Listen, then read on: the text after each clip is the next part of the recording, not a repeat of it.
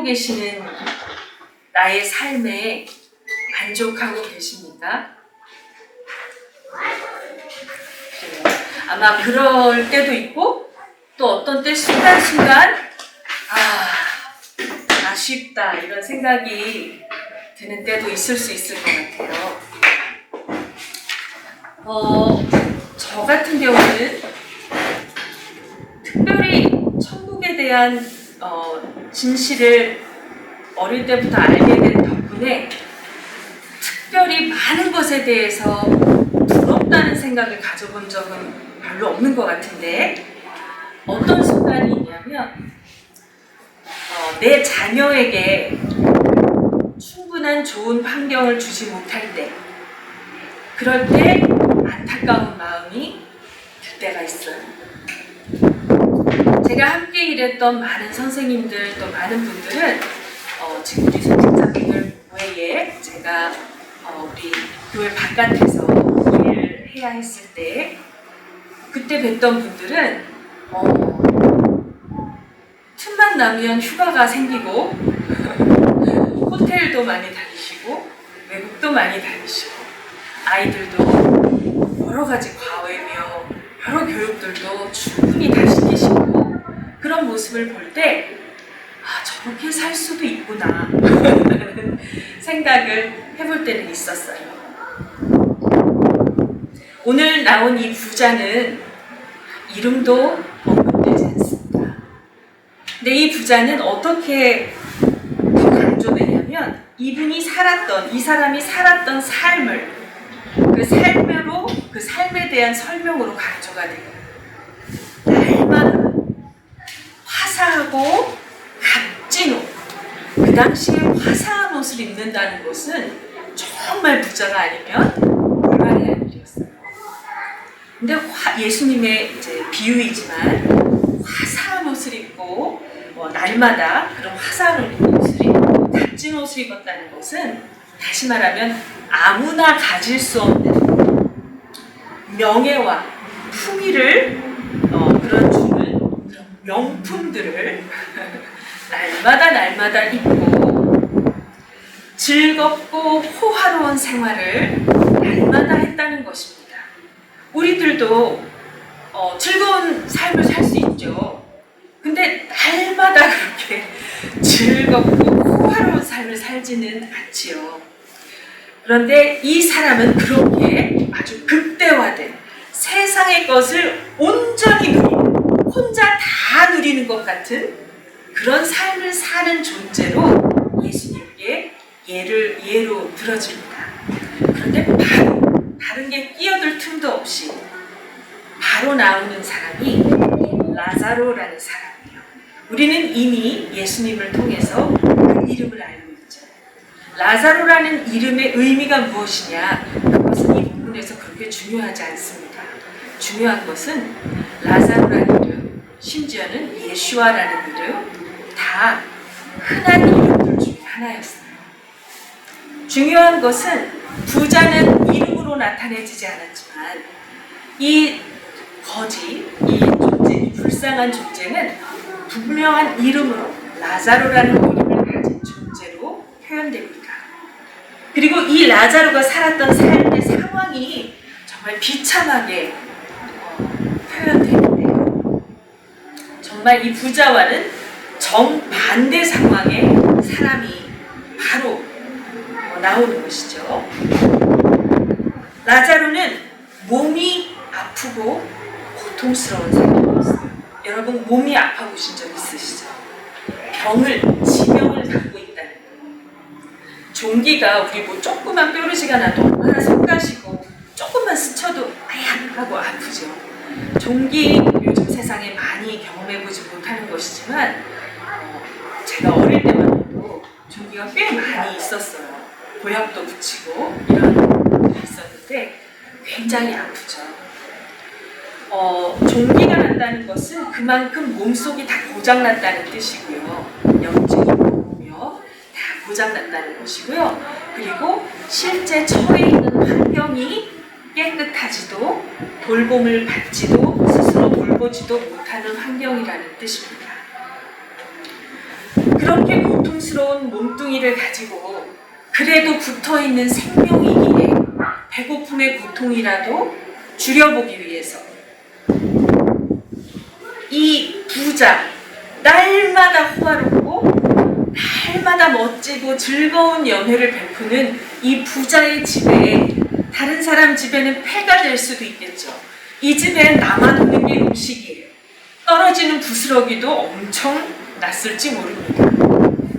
그 부스러기로 배를 채우기 위해서 사람이 아니라 개처럼 다른 사람의 식탁 밑에 내려가서 부스러기를 긁어모아 주워 먹었다는 것입니다. 여러분, 다른 사람의 식탁에 기어가서 부스러기 떨어지는 것을 기다렸다가 긁어 먹는다는 것 한번 상상해 보십시오. 개들조차 이 라자로를 사람 취급하지 않았어요. 두려워하지 않았어요. 달려들어서 마음껏 이 라자로를 괴롭혔습니다. 정말 극과 극의 상황을 예수님께서 연출하신 이유는 바로 그 상황 속에서 주시고자 하시는 메시지가 있다는 것이고, 우리가 그것을 알아차려야 한다는 것이죠. 재밌는 것은 이 부자와 이 극과 극인 이 둘이 같은 장소, 같은 시간에 있었다는 겁니다. 하루, 이틀이 아니라 아마도 꽤 오랜 시간입니다. 다시 말하면 그들은 서로를 알고 있었겠죠. 서로의 상황을 뻔히 보고 알고 있었겠죠. 당연히 라자로는 부자를 봐야 부자가 식사할 때를 맞춰서라도 그곳으로 가겠죠. 부자는 맨날 자기 식탁 밑에 오는 그 사람 모양의 존재를 못 알아차렸을 리가 없습니다.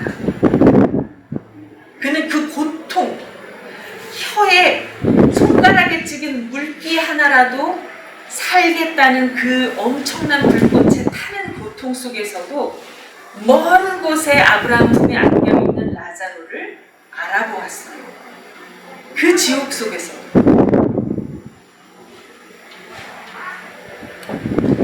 라자로는 금방 죽었고 아마 이 부자는 조금 더 살았던 것 같습니다.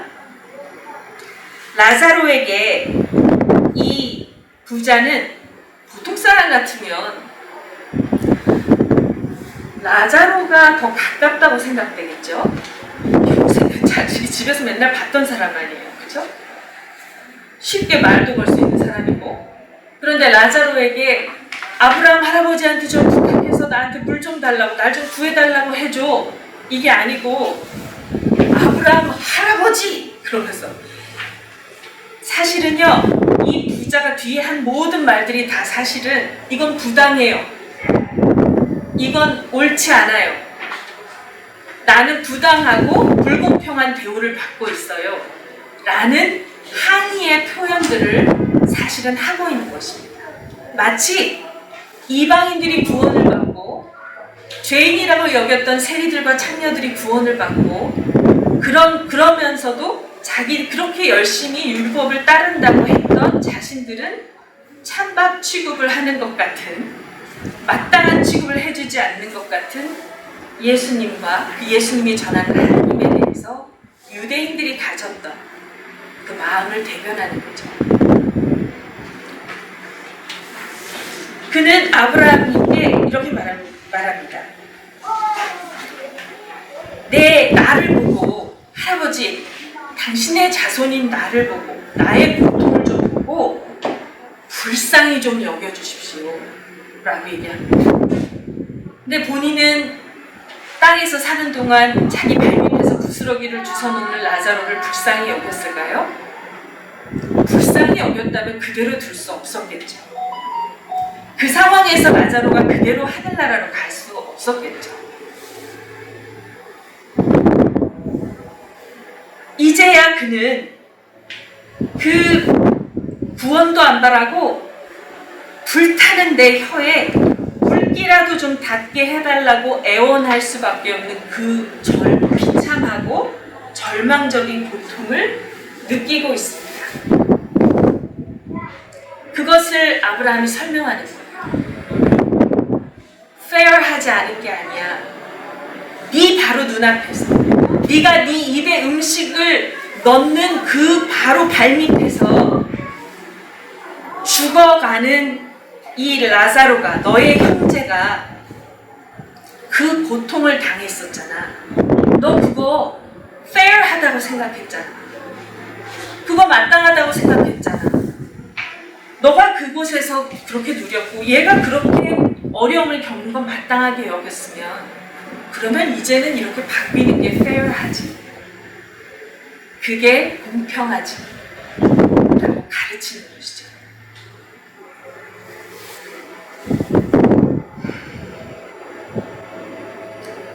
이 부자는 이렇게 나중엔 이야기합니다. 그렇다면 내 남은 가족들에게 나도 라자로를 보내서 죽었다 살아남을 믿을 테니 라자로를 보내서 나처럼 여기 오지 않게 해주십시오. 굉장히 의로워 보입니다. 그런데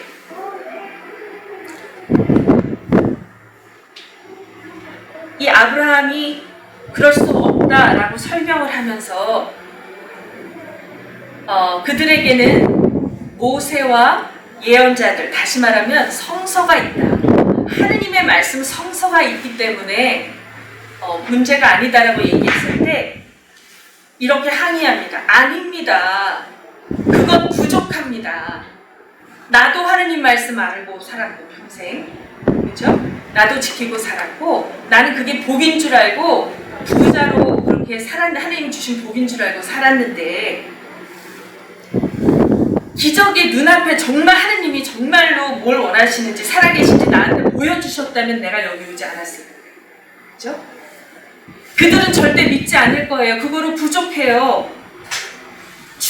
분명히 그들이 아는 죽었던 라자로가 다시 살아나는 걸 봐야 믿을 겁니다.